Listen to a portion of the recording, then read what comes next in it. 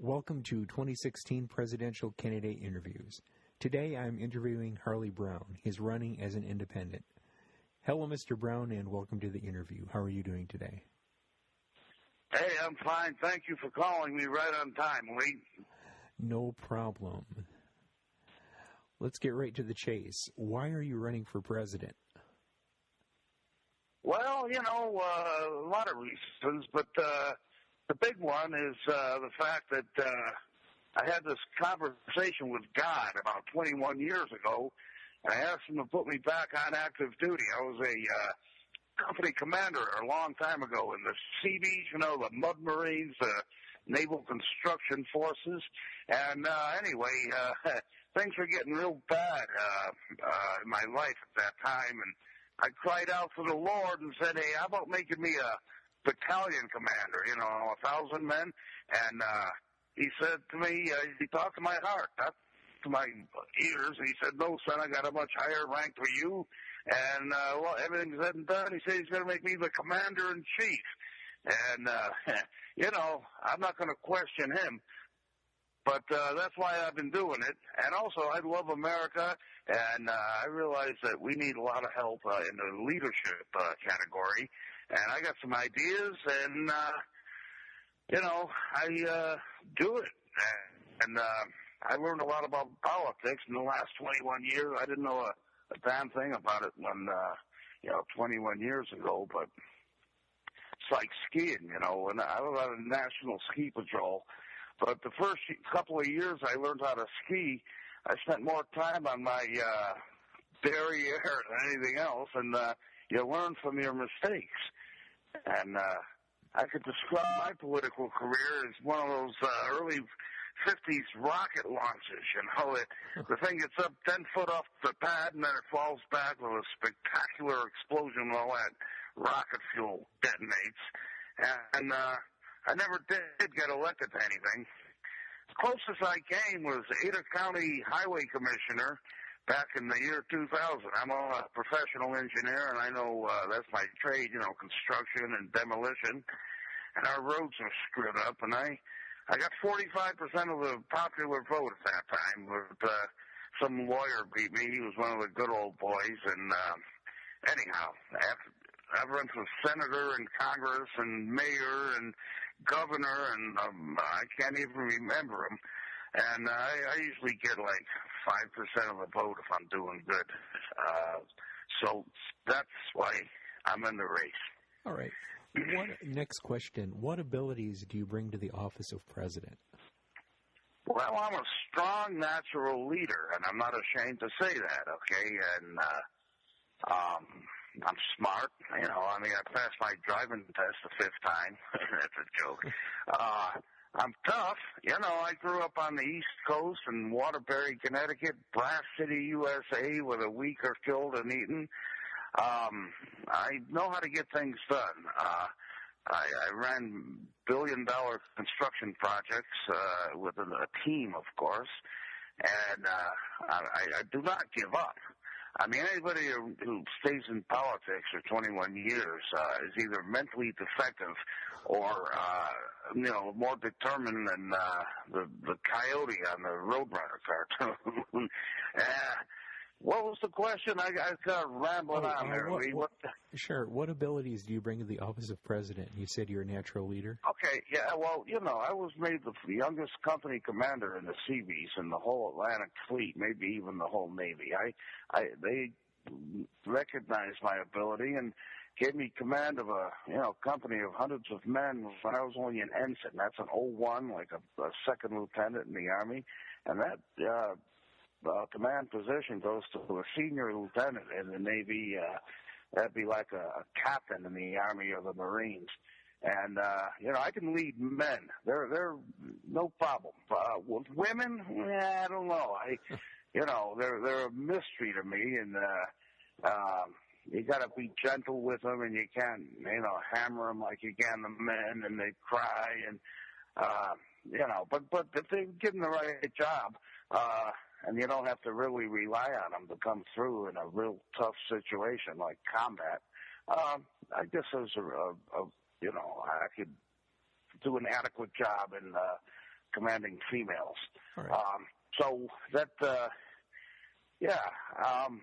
I'm an engineer. I know how to solve problems, and I'm an inspiration, too. I mean, I don't want to be bragging about myself and tooting my own horn, but what the hell? I can inspire people. I'm real gung-ho myself, and enthusiasm is contagious, okay? Okay. Next question. Yes, sir. Okay. Are there any presidents you have a positive opinion of whom you would try to emulate, be like? Well, I like Teddy Roosevelt. He's a Medal of Honor winner, and I like his whole, his persona, bully, But the one thing I didn't like about old Teddy was the fact that he liberally interpreted the Constitution. And I like President Taft's interpretation of the Constitution. Of course, Taft was a barrister, an attorney, and he didn't have the charisma that Roosevelt had. But I love the way he stringently interpreted the limits. Thomas Jefferson said the chains of the Constitution, like King Kong and chains, man. The Constitution is supposed to limit the power of the federal government. And the presidents who adhered to that, I admire. I know President Grant did a hell of a job in the Civil War when he was a general, but his administration was riddled with corruption when he became president. That probably wasn't his fault, but then again, when in command, you're responsible for everything your unit does or does not do. Of course, arguably George Washington and Abraham Lincoln were the greatest presidents we've had. But it's interesting to note that Abraham Lincoln, during the early part of 1861, did a lot of stuff that was unlawful, criminal, in fact. He broke the Constitution, but he had to get the Union Army underway and organized, and Congress wasn't in session at that time, and he did what he had to do. And they asked him, what happened? You're violating the Constitution. And he said, well, if I don't do this, there won't be a Constitution. There won't be a nation. So I guess here's the situation. And this is, you're not supposed to break any traffic laws. So you're driving down a boulevard, and there's a big meridian in between there. And on the other side, some guy let's say, is in an accident, and he's laying there with arterial bleeding, okay? Now, you can save his life, but do you violate the traffic law and, drive your truck across that meridian and fail to signal and make a bunch of traffic violations to save the guy's life? Or do you say, gee, I wish I could help this guy, but no, I'm going to keep my honor clean and, my police record's, lily white, and I'm not going to violate the traffic. Hey, it's obvious. You do what you have to do during extreme situations. Go ahead, sir. Yeah, there's people who say the Constitution isn't a suicide pact, you don't follow it to your death necessarily all the time. You got to use common sense, and that doesn't give me a license to break the Constitution every time I feel like it. There's got to be compelling reasons to do what you got to do. Disobeying orders and frequently forsaking your oath of office is a big sin, and you don't do that stuff under normal situations, but. Who knows what's normal and what's coming up, and I will do what I have to do to achieve my mission, so help me God. And that requires breaking a few laws and constitutions, well, so be it, and I'll justify it to a jury of my peers and the American people, and history will say what, will judge me. But I'm going to do what I have to do, sir. All right, next question. Are there any presidents you do not have a favorable opinion of whom you would not want to be like? How about our current president, President B.O., Shoeshine Boy? I don't like that son of a bitch, okay? For a number of reasons. But he was a constitutional law professor before he became a organizer, a city organizer in South Chicago, and then he did a little time as a senator.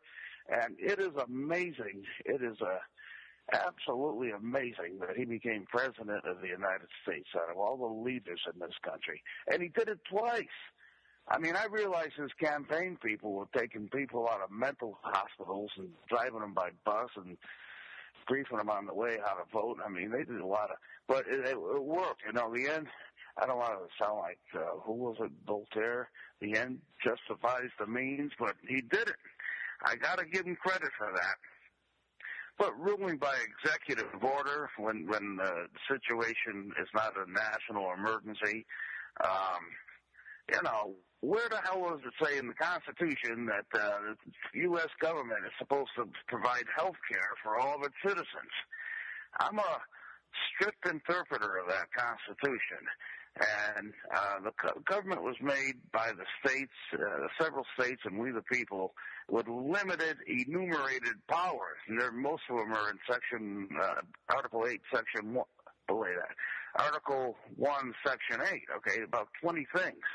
Army and Navy, post office, coin money, interstate commerce. You know, so the states don't go to war over money. But you know, recently in the 20th century, it has been expanded to take on all these different agencies and, you know, provide all this money for, for people who may or may not need it, and, you know, subsidize little girls going over there and watching monkeys fornicate in the trees in Africa and write reports on it on educational grants. I mean, your tax dollars at work. Tell me how big my flush tank has to be on my toilet. Big sign at Costco the other day, you must stay here 30 feet from the counter. Federal regulations. You know, the hell with the federal regulations. They're not, it's unconstitutional to manage, the micromanage the entire society.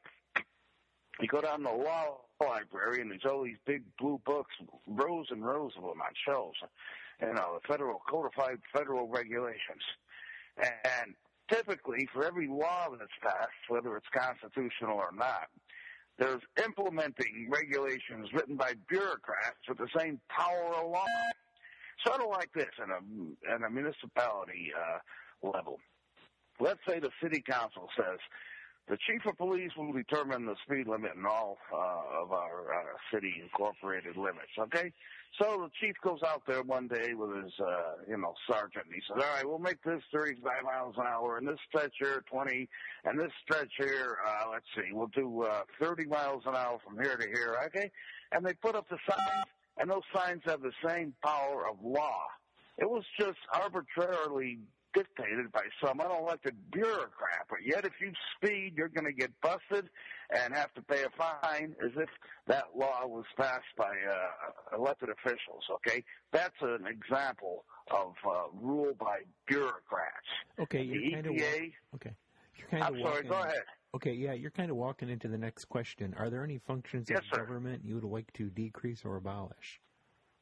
Hey, why don't we tell what that should do and then eliminate everything else? That'd be the easier way to... What should we do? Yeah, well, we'll just read the Constitution, okay? Read Article Section 8, and if it's not authorized in the delegated powers by we the people to the federal government, then to use a construction term, shit can it. You know, eliminate all the functions of the government that's not in the Constitution. And, easier said than done. You know, like golf. Hit a little hole way over there, hit the ball into it with the minimum amounts of strokes. Easier said than done. And implementing such a vast trimming of the tree of government would, has to be planned out. Oh, by the way, to handle a problem, what you do is you gang up on it with your minds. You get the best people thinking about the problem, and then collectively you come up with the best plan that you can formulate. And the trick is to vigorously implement the plan. You can have the best plan with tepid implementation, and that's not going to work. But if you take a fair plan or, a good plan, and you really pour it on and vigorously implement that, adjusting it as, the situation appears, that's going to stand a much better chance of success. That's why the Marines are so successful. They're not noted for their intellectual, Marine. Muscles are required, intelligence not expected. That's an acronym for that. But man, those guys, they stay together and they fight, and the esprit de corps and the dedication and the do or die mentality prevails. And I've had a lot of association with the Corps, being in the Seabees. We stand each other's watches during our birthday balls. November 10th for the Corps and March 5th for the Seabees. If we're overseas, we'll watch each other's, stand each other's guard duty so the other guys can go out and celebrate and have some refreshments on a grand scale. Okay. So what else, Lee? Go ahead. I don't want to be rambling on. Sure. Keep me in line here. Sure. Pull my chain back. Okay. Another question along the lines of what should and shouldn't be. Where do you stand on taxes? Do you have a certain type of tax you would allow? Hey, this country was founded by armed revolution against that crap. I hate taxes. I don't even like to think about them. They're a drag, but I realize they're a necessity. Okay? There's a test of a law. It's called void for vagueness. If the average Joe Sixpack can't understand the law, then that's a legal grounds to have it declared unconstitutional. And there's a group out there, I don't know what it's called, America for Free Taxation, a bunch of, think tank out of Washington. And they filed this is what my understanding is, they filed a class action suit against the federal government, and the class of the plaintiffs was the American taxpayers. And they elevated it all the way up to like one level below the Supreme Court. I think it was a Circuit Court of Appeals. And the Supreme Court can pick and choose what cases it wants to hear. The writ of certiorari, they call it. And typically they pick up like 5% of the cases that have been applied for the writ of certiorari. But they won't touch this one because they know that if they did their job, that the entire tax code would have to be declared unconstitutional because of its, it's just convoluted and void for vagueness, and that would throw our already anemic economy into a tailspin. So for political reasons, they don't touch it. But nobody, these professors and geniuses and lawyers and historians and accountants who spend all their life studying the tax, so they can't understand half of it. And how can you expect a guy, a construction worker or a trucker, or even me, an engineer, to understand that thing? So anyway, I think the whole tax code is the income tax. We got along great from 1776 to 1919 without the scourge of income tax, okay? The government's supposed to be our master, not our servant. Who ever heard of a servant knowing, belay that? The government's supposed to be our servant, not our master. And who ever heard of a servant knowing under penalty of law how much his master makes every year to the nearest penny? In 1919, it was supposed to be temporary. I heard, this is a story, that a bunch of East Coast liberals got together, and during the Christmas break, while the Western guys were on their train back to their districts way out west, they got a quorum in Congress and passed this thing. It's supposed to be temporary and voluntary. Well, it became such a lucrative source of revenue that they couldn't resist it. And these politicians just started expanding it, and then special interests got in and started putting in all these loopholes and all, till it wound up to be the mess it is today. And I like what Rand Paul is saying. Not Ron Paul. Rand Paul. He has his TV shows with his chipper, and he's throwing the tax code into the, great big machine that chops up wood. And I'm down on income tax like God Almighty is down on sin. All right. Does that answer your question, sir? Absolutely. Next question. What is your Yes, sir. What is your opinion on abortion and the whole pro-choice issue? Oh, God, man, little kids getting in there and killing them. I hate that, okay? Now, look, gay marriage, is okay. I mean, not more, my personal religious beliefs, don't believe in gay marriage, but as an American, liberty and justice for all, equal protection under the law. I was a taxi driver for many years, and I picked up my fair share of the gay community, and those guys really love each other. I mean, it's true love. It might be a little off the wall, by God, I got a... And I love that. And these guys love each other more than I love my Harley Davidson. But anyway, abortion is murder. And just because I was born with a coat hanger in my ear, Lee, don't think my mother don't love me. That's a joke, man. The thing is, no, I'm down on abortion big time. I don't go for that crap. Right. I mean, there's so many people wanting to adopt kids, and there's always little babies in foster care and stuff. And in between, there's all this goddamn red tape and bullshit brought to you by the Department of Wealth and Welfare. I say again, wealth and welfare. And we're trying to adopt some kids now, my wife and I. And, we're just hitting. I got to retain a lawyer. And it's like the Marines had an easier time taking Iwo Jima on Mount Suribachi than going through all that. I'm going to win the battle. It's just a matter of how much effort and time. It shouldn't be that hard. There should be some, checks and balances, like getting a taxi license, for example. There's some background investigation there, but it's not the scrutiny of, oh, God, these social workers are outrageously bureaucratic. But, it shouldn't be that way. The little kids should have a good home, and there's millions of people waiting to adopt.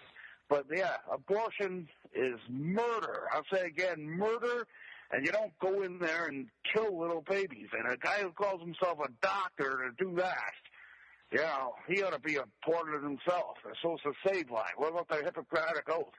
It's like a military man turning on his own personnel in combat and, Jane Fonda, Hanoi Jane. I'm telling you, man, abortion is a real emotional issue with me. And I'll tell you what, this might sound radical, but I say it right now. Anybody who goes out there and kills those abortion doctors, I'll give them a presidential pardon. Amen. Okay, next subject. Next subject. What role should our military play in the world? Well, I'm a military man. Once a Marine, always a Marine, as they say. I hate half-assed solutions to problems, okay? I was a demolition contractor for many years, and the first law of demolition is if it don't work, get a bigger hammer. And you never send a Marine where you can send a bullet, and you always send the biggest bullet you got. The quintessential example of that was when we dropped the atom bombs on the Japs at Hiroshima and Nagasaki. I mean, those guys were ready to take on. Do you think the ISIS is fanatical? I mean, the Bushido Code, every man, woman, and school child was sharpening their samurai swords, waiting for the final attack on the island back in 1945. And my dad was in the amphibious forces of the Navy. He just died a couple of years ago. Like I say, the Japs couldn't get him on all those invasions, but the Germs finally did. God rest his soul, 92 years old. He never talked about the war too much, but he was ready to hit Japan back in 1945, and when they dropped the bomb, that saved millions of American lives. His life most likely, and mine de facto, because if he didn't make it, where would I be now? I believe in declaring war. If it's good, one of the toughest things I ever did in the military was after, with zero or none training, I knocked on doors and told American mothers eyeball to eyeball their sons just died for their country. Now, I didn't volunteer to be a chaplain. I was a civil engineer. But, I did that for 2 years, man. The Army and Navy have combat limits on that, 90 days. And if you saw the movie Saving Private Ryan, during the war, man, they had an officer from his unit and a chaplain come up and talk to Mrs. Ryan when they broke the horrible news to her. Well, I did it alone, man. I mean, one lady had a heart attack right on her butt. Anyway, what I'm saying is we should have no other industry does this stuff and risk their personnel, the mining and deep sea diving and stuff. Why send them people when you got the machinery to do it? And I say if it's worth fighting, give these guys a declaration of war, and like World War II, give them everything we got. Get the whole nation behind them and wipe out our enemy with everything. I'm including nuclear weapons and anything else we got on the drawing board. Death rays from Mars. I mean, they can be the first guys in their sand dunes to experience photon torpedoes or whatever the hell we got. And that's how I feel. Wipe them out with everything we got. But first, declare war. And don't cop out by authorized use of military force like we gave Bush when he went into the Gulf. That's how I feel in my heart. Okay, next question. Yes, sir. How would you handle immigration and border security? Oh, God. Well, border security is simple, okay? You just build. Did you ever see a maximum security facility at a prison or a nuclear arms magazine? They got, double rows of razor wires and mines in between them and, we got the technology to stop the Mexicans and anybody else who wants to come across our border. It's just a matter of having the will to implement it. That's the simple problem. How hardcore you want to be, I don't have all the answers, man. I mean, I believe in picking the brains of experts and using common sense and evaluating it, but as an engineer, I've built naval magazines and the CVs, we got nuclear weapons and we got the razor wire around there. They had these drills. One of the CVs had a rough night and he didn't get off the fence and go to his bunker when they sounded the alarm. So a Marine comes up and shoots him in the leg, and there was a big investigation, and they said to him, why didn't you shoot him to kill like we've been trained to? Oh, he was my buddy, sir. I won't digress any further. The physical security of the country is doable. It's just how hardcore you get volunteers and patrol them with,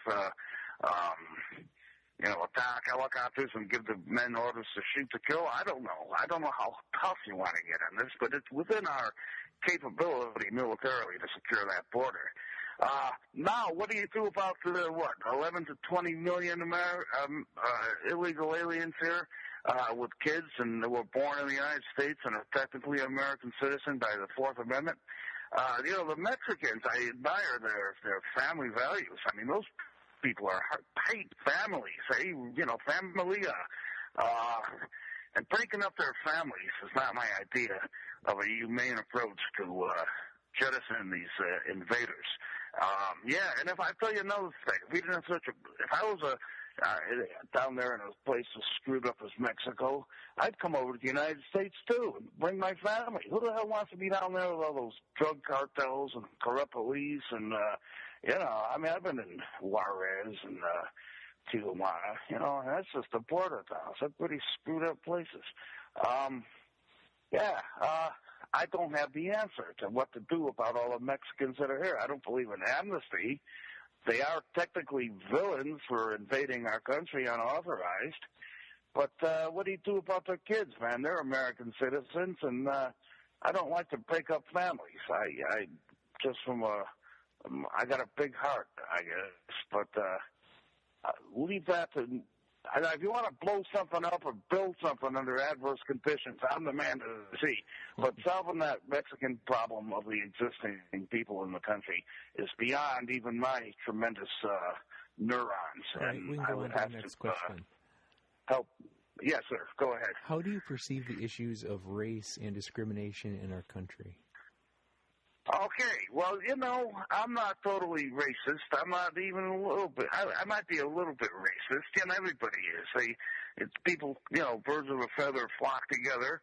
The Irish, I'm an Irishman, okay? My people came over during the potato famine to New York where they had big signs. Irish need not apply, and they all got black lungs working for the Molly down there in Molly McGuire's in Pennsylvania coal mines. Talk about union hardcore, man. Those Molly McGuire's, oh, Jesus Christ, they terrified those mine owners. But what I'm trying to say is the Irish are not noted for their lack of partying abilities, you know. It's like 18 chapters of Hell's Angels all at once. The Paddies, the Irish immigrants, were wild in the street. I mean, drinking and fighting, and, you know, that's how I grew up with my Irish buddies. We had a great time, but, you know, fighting and drinking was part of the mix.